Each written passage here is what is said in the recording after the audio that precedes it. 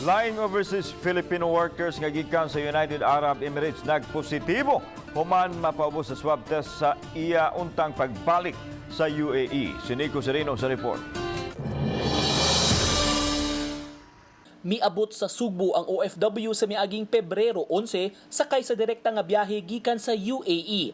Nakapakita kini og card nga unang nabakunahan ni atong Enero 16 ug pagka Pebrero 6 nahatagan sa second dose.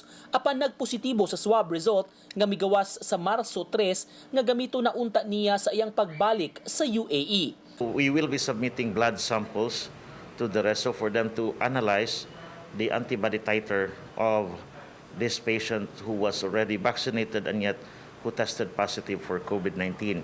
Matod ni Attorney Julio Cesar Entice, pangu sa Mandaue City Contact Tracing Team, nga ikaduha na siya nga OFW nga nagpositibo sa COVID-19 bisan kung nabakunahan na sa COVID vaccine. Subay niini, gikatakda karong Marso 9 ipahigayon ang swab test sa iyang mga kabanay.